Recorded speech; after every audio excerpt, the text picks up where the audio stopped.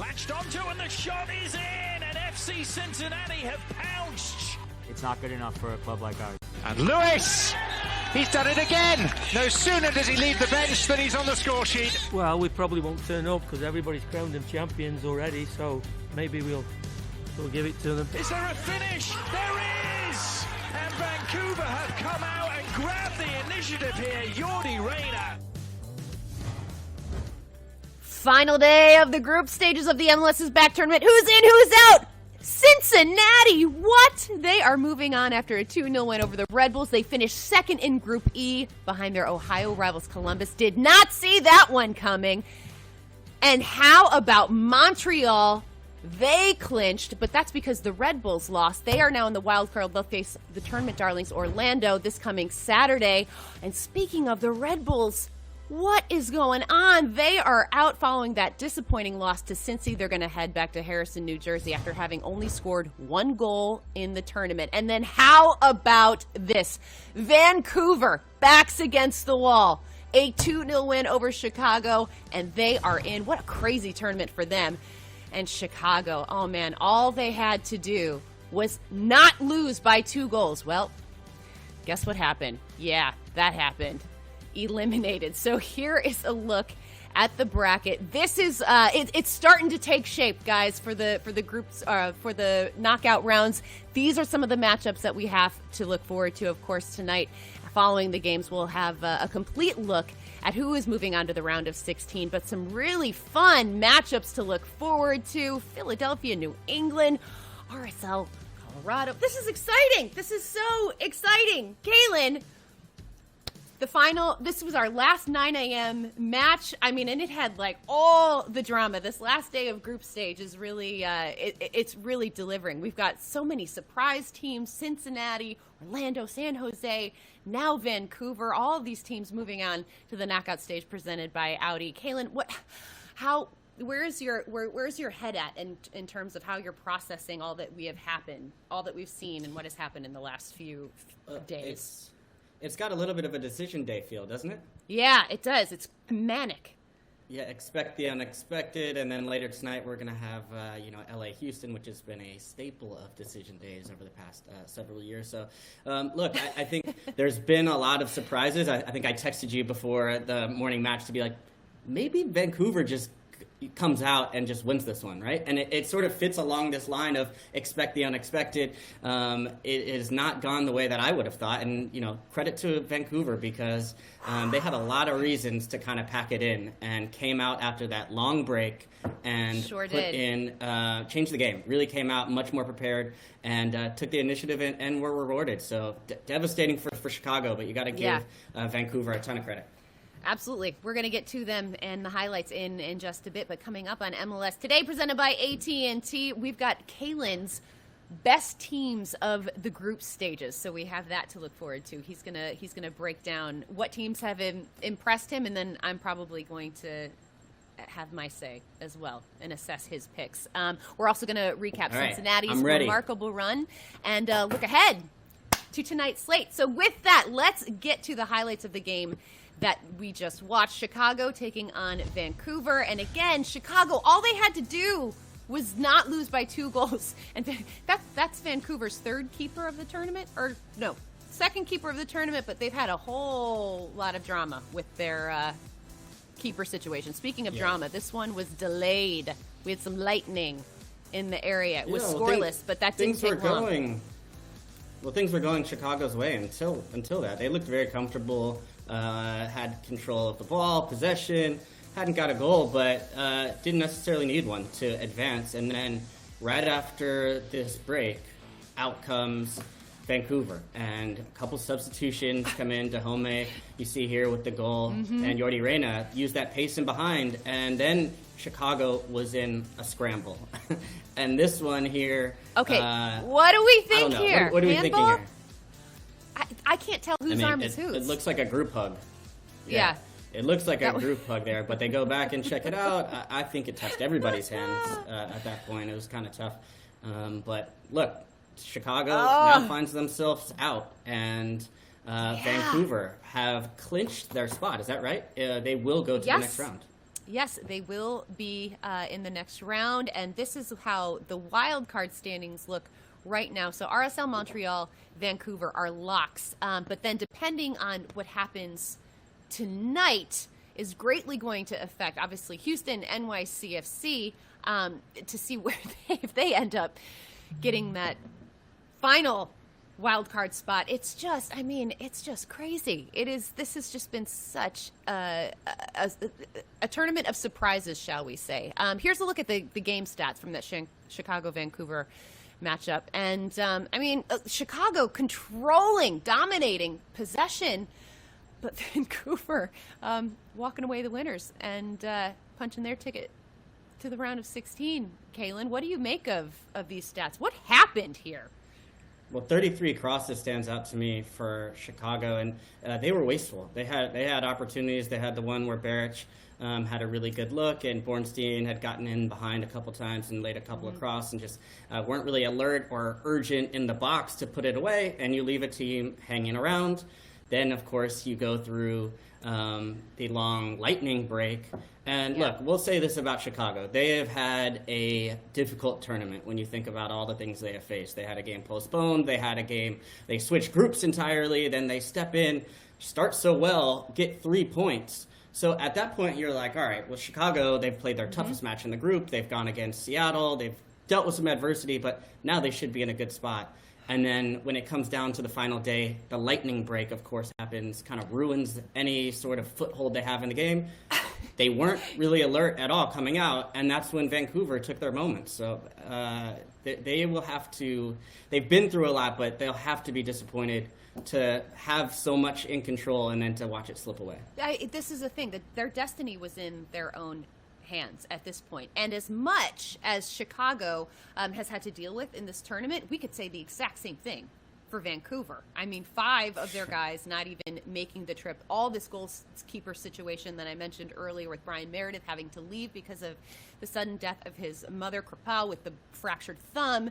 And then they have a guy in goal who literally has never had a start in Major League Soccer. So there have been a lot of issues for this Vancouver team as well. So I have to give them a ton of credit for I mean, I think most people had kind of written them off in this tournament. Certainly didn't see them as a team that was going to come in and take one of those wild card spots, but here we are. Also, the Lightning, the weather delay, as a Cubs fan, I'm just going to say Game 7 of that 2016 World Series, there was a weather delay, and it worked out really well for the Chicago team. Not the case here. I was drawing Not parallels. the case See, anytime I can bring it back. But yeah, Always about the Cubs. Well, look, did not work for Chicago in this case. I think, to your point though about Vancouver in this game, think about it this way, right? You said it, but it's worth going over again. Is the fact that they don't have 5 of their top players in this tournament. There's no Cavallini. There's no Toast St. Ricketts. There's no Andy Rose. There's no Freddie Montero. Brian Meredith, their backup, leaves. Crapeau breaks his hand. They've got a 21-year-old making his first start in goal. They have a 20-year-old, Theo Bair, getting his first start up top. Their other player, Raposo, I think has 1 start before he's 21 years old. They have 2 center backs that are, I believe, 20 and 21 years old who have played a combined, 5 games for the club. One of them goes down with a knee injury and has to be substituted out. So this team pretty much had every reason to just pack it up and be like, you know what, MLS might be back, but we can just head home because we have had a tough run and it's time to just kind of lick our wounds and go home. But something happened in that break, and you could see the way that Marc Dos Santos had talked to his team, and he kept them driving on and pushed them out. And when they came in, yes, they make the 2 good subs to Home and Jordi Reyna, who have pace in behind. They're more alert. They get the ball in behind, and good things happen from there. And then they really fought at the end, I thought. Nerwinski, some really good tackles in the box. They dug it out with an inexperienced team. And now they're going to continue on in the tournament as well. So you got to give them a ton of credit for everything they put into this match and into a tough circumstance where it would have been so easy to give up. Yeah, 100% agree with you on there. So just want to point out to you guys, normally we would be trying to throw to some post-game press conferences at this point in the show, but that severe weather is apparently continuing in Orlando, and they have cleared out the area because of more lightning strikes, so they have canceled the post-game press conferences. So we will not be hearing from either team. Just wanted to let you guys know. But Calen, let's take a look back at one of the significant moments in this game, and that was the handball that was called on CJ Sapong. This would have made it a 2-1 game. It's very hard to discern by watching that what exactly happens. And as we saw in the slow motion, it's just a lot of bodies and a lot of arms in there. So who? This is why I wish there was a press conference today, because I would have absolutely loved to hear what Raphael Wicki had to say on this one. Look, you can say I don't think there's any intent to play the ball. If you want to say Sapong's arms are in an unnatural position, I don't really buy that, because he's got a man on either side of him, and he's going up to protect himself. And does the ball touch his hand? I wanted another look at it. Probably.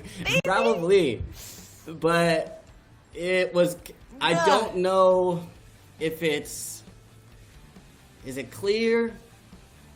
Is it obvious? To me, it's not clear and obvious, because this is why we're having this conversation. And I don't know, from this angle alone, I'm all I'm seeing are 3 arms touching this ball, and I think it's impossible to discern which one touched it first. Yeah, that's my take. I think I'm with you, Suze. Not a referee.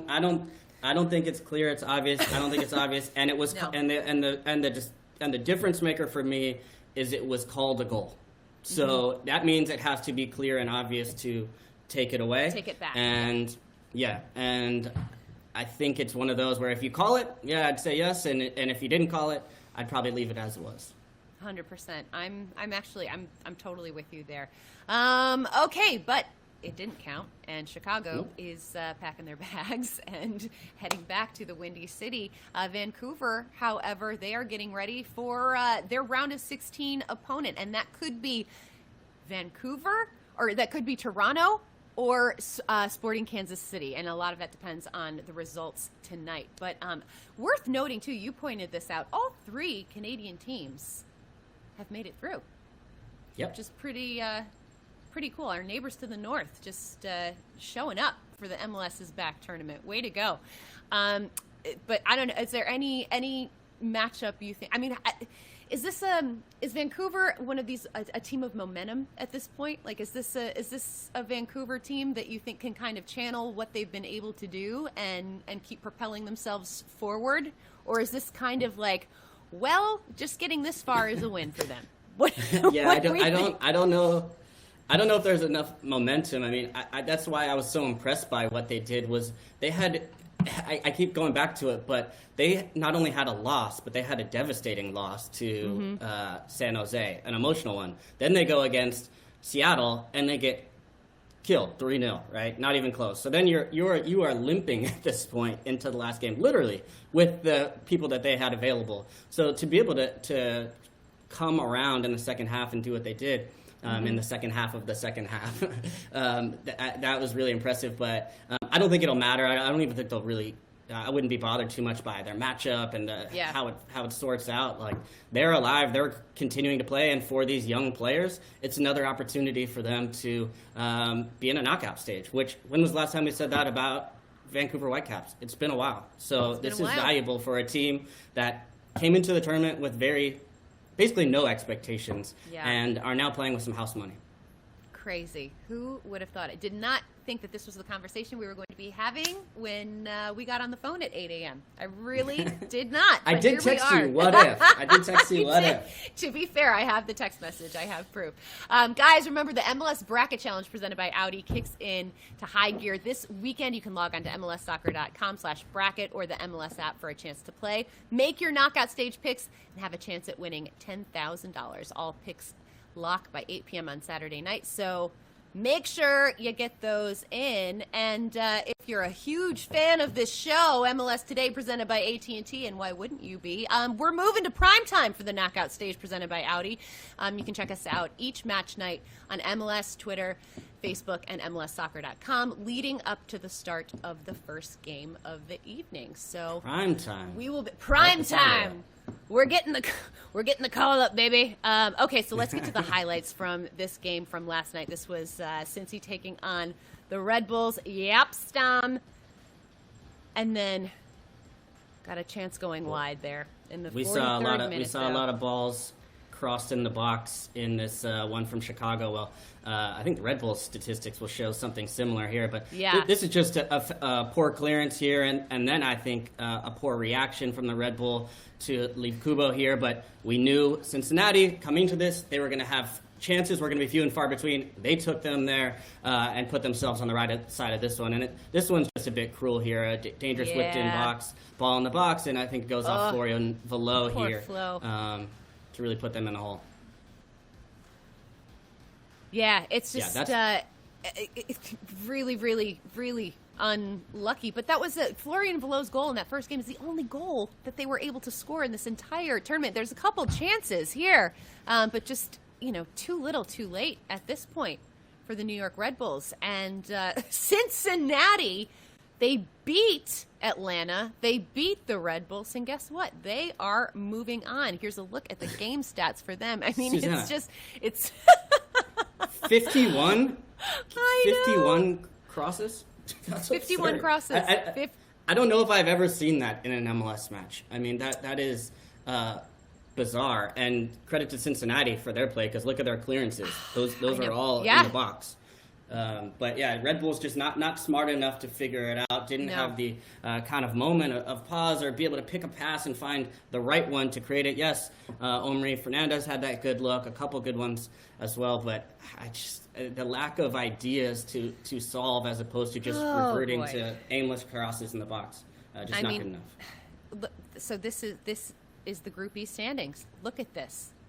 I think I'm almost speechless looking at this, because it's just really not at all what I anticipated this group would look like. Columbus I completely understand, but everything else is just I feel like we're in bizarro world, but I'm kind of here for it. Yeah, because it's fun. We saw one from Cincinnati, the first win against Atlanta, and you're saying, well, this is an Atlanta issue more than a Cincinnati.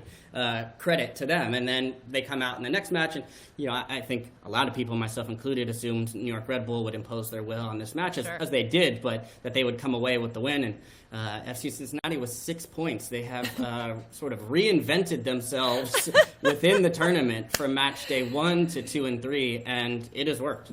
Oh, go on, Cincinnati. Okay, so for as good as they are feeling now, the Red Bulls, different story. Here's what Sean Davis had to say after that match. I said this to the guys in the locker room after the game. This, it's not good enough for a club like ours. The standards are high. We know what it takes to succeed at this club, and, what those standards are. And, to win our first game and then not get the job done with our last 2 games is extremely disappointing, like I said. Yeah, 51 crosses, 20 shots. You just need to be sharper. And again, the best teams in the world have a difficult time at times. We see Man City, they're the best at it, right? But it's not so easy when teams just sit in. Our plan was to come out and be aggressive, and I think we saw a team do that. I think we talked about attacking wide areas and understanding what the picture would look like, and then again controlling things behind us, knowing that counterattacks might be the only way, and maybe a set piece or two, which exactly what it is. Okay, so obvious and clear disappointment from both Sean Davis and Chris Armas after that disappointment. So, Calen, in the same way that you kind of, after Cincinnati beat Atlanta, we were like, well, this is an Atlanta issue, more of, Cincy being good, or a team that's sort of turning things around. How do you read this particular result? Is this more damning for Red Bulls? Is this kind of just, a failure on the Red Bulls' part? Or is this Cincinnati kind of coming into their own under Jaap Stam? Like, what is the bigger factor within this result? I know this isn't the best answer. I'm going to say it's a little bit of both, because I don't want to discount what FC Cincinnati have done. I think what FC Cincinnati have done has been great as far as laying a foundation, and Jaap Stam giving them a clear picture of how he wants them to play. On the Red Bulls side, the disappointment is palpable, and the expectations are much higher, because this is a club that's used to winning. This is a team that has set, within the last several years, a new points record for the league, and is a team that I think should expect more. And the obvious answer is, look, they haven't been able to score goals. They had one goal, right, in the tournament, and it was through Florian Valot, who I thought was their most dangerous attacking piece throughout the tournament, and the one they could rely on. But yeah, the question is to be like, look, 51 crosses, 19 shots, and you start to look at where is the quality to sort of find that moment and put it away. And yes, they have been lucky for a long time to have a guy with the number 99 on his back to be able to really answer a lot of those questions for them. Yeah. And I haven't seen necessarily a replacement yet. And I know they have a stable of forwards that have chipped in goals and are handfuls to deal with. But we've seen across the league, most teams that consider themselves at the top of the league have a number 9 that they can count on in moments like this.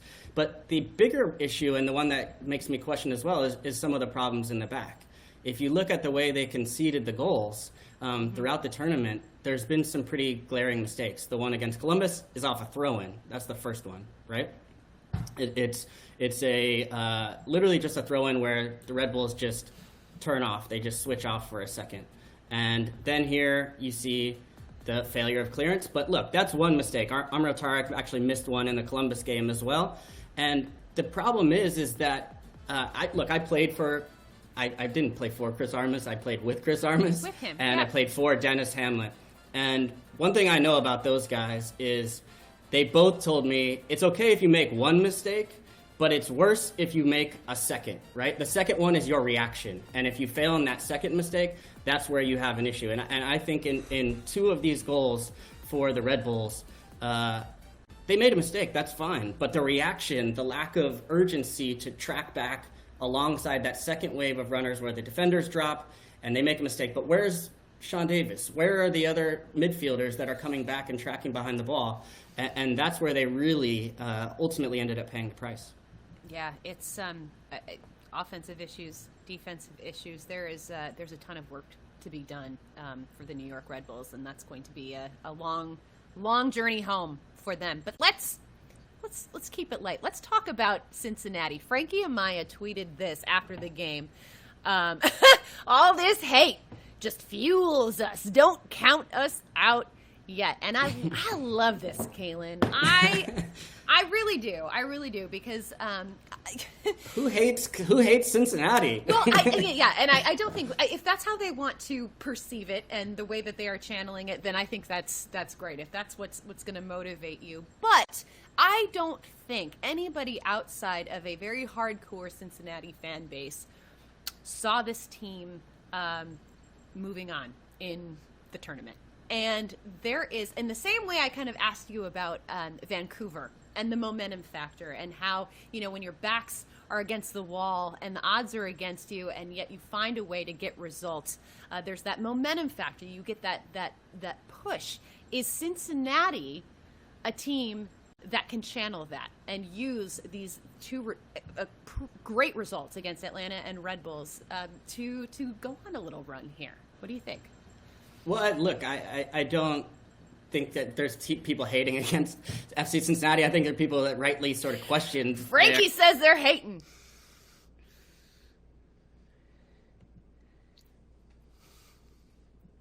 I think that the one of the issues that they've solved has been their defensive approach. And that's obviously what Jaap Stam was able to do. Because if you look at what they did in the first match versus what they did in the second and third, it is night and day, just completely 2 different teams. And in that first match, they came out and tried to play a little bit more open, positive football, and against against a Columbus Crew team, that was never going to be the way to work, right? Even just look at this, just as an example. Let's watch the positioning of Harris Medunian in here. Look how high he is up the field, pressuring Darlington Nagbe, right? We'll just look at his positioning as to see the change of this group overall. So he gets stretched, he's pressuring over on the other side of the half. Now we come out in the second match and we say, look, that clearly didn't work. Look where Harris Medunian is here, right? He's right in that middle of midfield, making everything staying in front of him. Now we've got everyone behind the ball. You come again and you see, here's another example. Where's Harris? Right here, right? Just a little bit of a push here, and he just kind of is able to just kind of almost just graze across the field. He's not being asked of playing 1v1 or isolating him because he's got help. And then here, he gets into a good spot, and this is where they keep possession and come out the other side. So I think it took a lot of confidence from Jaap Stam to say, hey, look, we actually need to play a different way. We need to get behind the ball. We need to commit to defending and build a foundation for us to go forward. I thought it was the right decision to do against Atlanta. I thought it was the right decision to do even when they were up a man, which they received some criticism for, and take their chances on the break when they come, because they do have quality. And now when you see them advancing in the tournament, you add Jurgen Locadia to that. Now that's another weapon where, sure, you can sit back a little bit more, but you start finding Amaya, you start finding Joe Zhao, and then you add Jurgen Locadia and Kubo. That's a nice little pieces to be able to hurt you on the break. I agree with everything you said, and I appreciate so much the awareness, the self-awareness of Jaap Stam and his team. To look at his team, look at the assets, look at the players that he has, and to your point, have the confidence to say, this is the style of play that is going to suit us and help us get results. It might not be pretty. It might not be the sexiest soccer that you are going to see, but this is what's going to work for us right now. And to have 2 games to execute that and to get results, I think is pretty remarkable. I also worth noting, this is a hysterical stat, but I read it and it just made me laugh. Jaap Stam, he now has 2 wins with Cincinnati, and that puts him on the list at number 2 winningest coaches in Cincinnati short history. Which, hey. I mean, isn't that staggering? But, like, you got to start somewhere. You got to start path to number 1 somewhere. Okay, so you mentioned Cincinnati potentially getting another, probably their biggest weapon back in Jurgen Locadia. They are set to have a matchup against either LAFC or Portland. Both teams have looked pretty darn good in this tournament. Do they have a chance, Calen?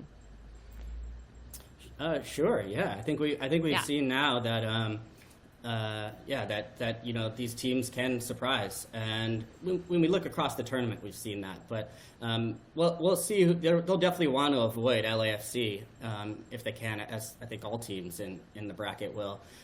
But their defensive posture is one that we've seen frustrate LAFC in the past. It's one that has caused them problems to go against a low block.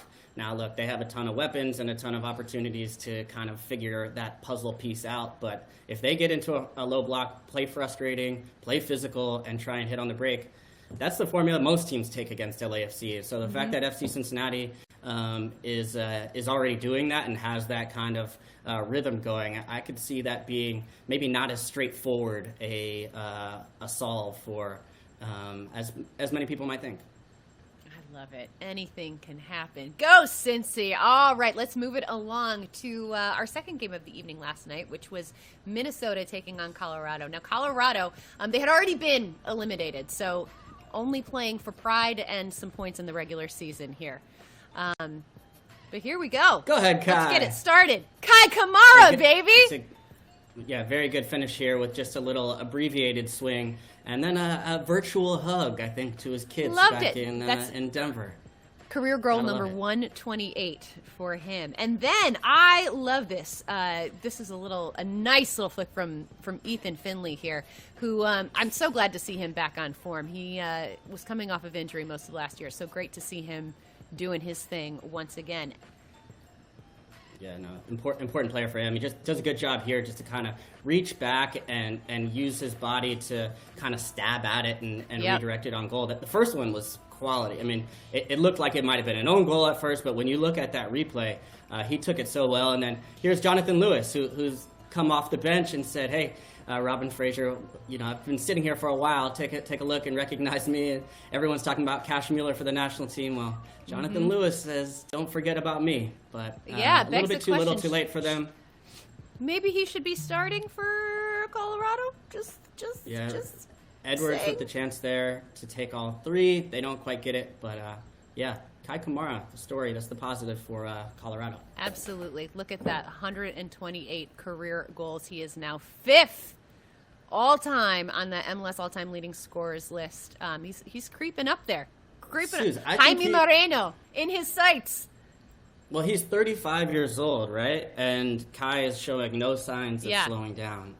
In fact, I think he's added to his game as he's grown it. And so I genuinely think that the story of Wando and Kai Kamara is not being celebrated enough. What we are witnessing right now in the history books of these two players should be celebrated more. So I'm going to take my opportunity to shout those guys out. Former teammates. Keep going, fellas. Make your case, Calen Carr. Okay, here are the Group D standings. So Sporting Kansas City is going to finish up in that top spot with 6 points. Minnesota at 5. RSL, one of the wild cards, they are at 4 points. And then here we go. This is the those wacky wild card standings that seem to be changing by the minute. We will finally know how NYCFC still a chance. I know, they're gonna be still a watching chance. tonight. It has been a long few days for them, man. They played on Monday morning. They must be like, what is going on? But the results are starting to go their way. If Houston draws tonight against LA Galaxy, NYCFC are through. I think Houston, I'm going to back them as always, but there is a path forward for NYCFC. It's crazy. I'm not writing anyone off. All right, Adrian Heath, always good for an entertaining post-game soundbite. Here's what he had to say after the game. In second place, you'll be facing the Columbus Crew. I know you have a lot of respect for Caleb Porter, but how do you feel with that matchup? Well, we probably won't turn up because everybody's crowned them champions already, so maybe we'll give it to them. No, hey, it's another team that we have to face, and we'll be ready. Felt as though we've got better each game. I thought we were better tonight, and I think we'll be better for tonight's performance. And our energy levels were better, and I'm really looking forward to the game. Adrian Heath, he's always so fun, just making it always a little salty, but I think that's what drives him. One of the things, Calen, though, that he did say in that press conference, Iko Para officially out of the tournament. There was some question that perhaps he could rejoin the team, but Adrian Heath said that is not going to happen. So, I mean, they've been playing, obviously, without him to this point, but how big of a blow is that for Minnesota moving forward in the tournament? I mean, Ike is the defender of the year for a reason, and I think clearly one of their most important players, but they've had to cope without him to this point and have found some success. And I think that you'd love to have him, of course, as you're going deeper into the rounds and maybe going against some of the tougher opponents. But I actually think the person that they need to make sure they get back before this game with Columbus, if at all possible, is Kevin Molino.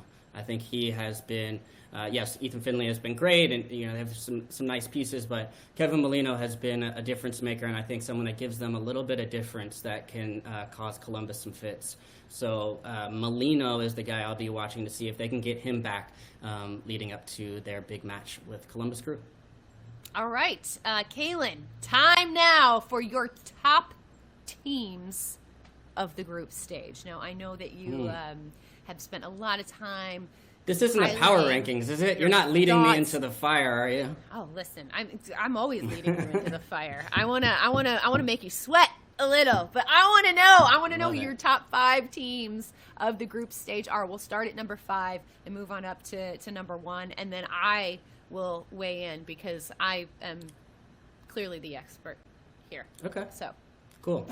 Can we do it a little differently? Can I start? Let's start at number 1, actually. Is Oh, that you want to possible? start at number 1? Oh, no, we'll go 5. Let's go 5. All right, so look, people are going to be upset about this one. And yes, there's a lot of teams that I think I considered here. You could say probably most notably San Jose going on to win the group.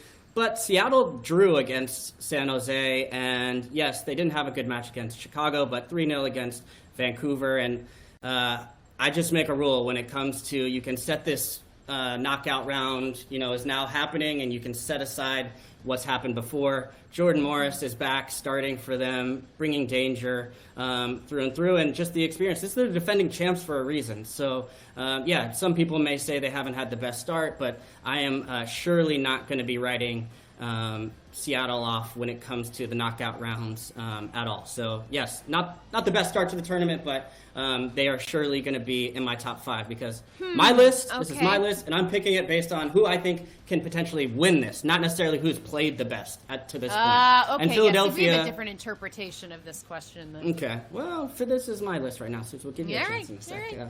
Philadelphia Union, I don't think they fit in that category. I don't think we've seen their best, but they've got 7 points. I'm surprised you put them this low, to be honest. Well, I did pick them to win the tournament, and I think they still can, so I'm holding on to that.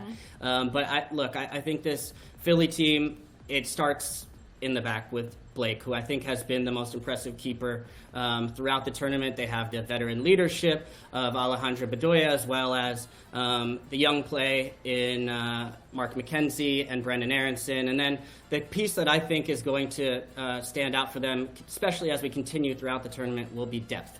And we know how dangerous Elsinho is off the bench. And I just think this team has the goods. They haven't played their best, but I think they're a team that can grow into the tournament and continue to make my picks look good. All right. Number 3, Toronto FC. Yes, this is another one because honestly, if your list doesn't include Toronto FC or the Sounders, it's just wrong. It's just wrong. And history has already proven that right, and I expect that to continue. Toronto FC have been without players. They've been without Josie Altidore. They have been without Jonathan Osorio, and we have seen the emergence of a young star in MLS. Ayo Akinola, who has 5 goals in the tournament, has been consistently dangerous, taken his opportunity with both hands, and guess what? He's not going to the bench. I think he's going to play up front with Josie Altidore. We saw him enter into the last match. This team is getting healthier. It is a scary sight to see when you see Josie and Ayo coming at you, and then you have Pozuelo in behind. With quality, with experience, with depth, I think this team is one that's going to grow into the tournament. LAFC, people will probably be surprised to see this not number 1. LAFC, I think, have been devastating to watch as usual. They've only played 2 matches so far, already have 9 goals. So, and there may be more to come. And we asked, what is going to happen without Vela? Well, I don't think many people were too concerned, and part of that reason is because of Diego Rossi and how good he is. But we've also seen the emergence of a number 9 and how good of a signing BWP can be for this team. He's already proven it. I thought he was going to not score volume goals. I thought he was going to score clutch ones. Well, he's proving he can do this consistently. You don't lose the scoring touch. Fits perfectly into that system and can finish the action. So LAFC will always be favorites as we move forward. And my last one is Columbus Crew SC, and I know this will make Adrian Heath not happy with me because we have anointed Columbus Crew, and I am one of the media sheeples that have just been blinded by their success. But when you look at Columbus Crew FC, it's for a reason. Yeah. They have conceded no goals in the tournament. Susanna, let's run that back. Yeah. 0 goals conceded in the tournament. And then when you look at the pieces they've added, most notably Zelarayan, Nagbe, Artur in the midfield, that for me is one of the best 3 in the league. Then you have Jossie Sardis scoring goals. They have a number 9 that can just get in the box, finish the action. He looks strong. He's off to a great start. And then the big difference, too, as well, Jonathan Mensah in the back line. As we mentioned, no goals, but they have been immense. They're good with the ball. They're good without it. They wear you down. They can score on set pieces a lot of different ways. Wow. So Columbus Crew SC, I think, have been the best team so far and have to be the favorites going forward. One thing you'll notice, Susanna, this is a lot of heavy hitters on my list, right? And people will say, well, what happened to San Jose? What happened to Orlando? Yes, what did happen to some of these teams that should have, have actually played great, in some cases won their groups, and are not in your top 5? Well, my thing is, I think that this tournament, the way it has started, has been a great equalizer of sorts. All teams have had very little time to prepare, have played 9 a.m. games in tough conditions, in the heat and humidity, and I think that has sort of leveled the playing field a little bit. And I think that's why, not to make excuses for any of the teams that have dropped out, and not to take away from the teams like Vancouver or San Jose or Orlando or, who else is on the list? There's been a couple others that have been surprising as well. But I think as the tournament goes on, the strength and experience of the sides that have the experience, that have the know-how, will begin to shine. And I think there's still a chance of upsets, but when I'm banking on who my top 5 are to win the tournament, these are my top 5. Man. What do you think? I feel like you played it real safe. I feel like you went really? Real safe. Yes! Because I believe I had a different interpretation of this whole segment, because it was top teams of the group stage. And for me, Orlando and San Jose, both winning their groups, by the way, not just like qualifying, winning their groups, have to be in this conversation. I would put them ahead of Seattle, because while I do think Seattle can win this tournament and can be successful in this tournament, they have had one complete performance for me. That's it. One. So I take Seattle off this list. And also I probably take Toronto for the same reason. I do think that they are capable of, and I picked Toronto to win the whole darn thing. But I just think if we are basing it solely on performances. Well, Orlando could take their spot. They won the group over Philly. So if you want to drop them out, I could understand that.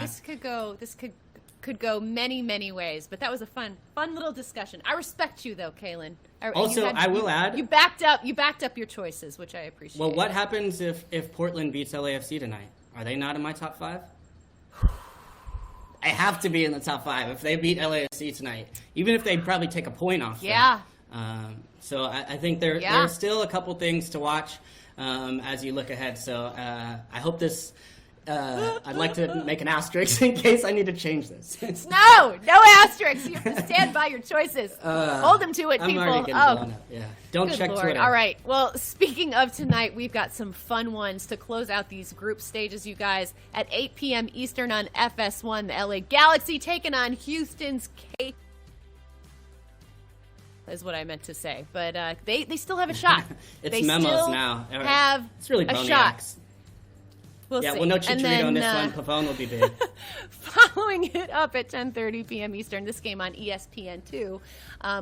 This is going to be great. The LAFC taking on Portland. This is going to be a really, really good match, and a lot of the bracket will be able to fill it out. We'll see who everyone is going to be playing. So a lot riding on these matches tonight.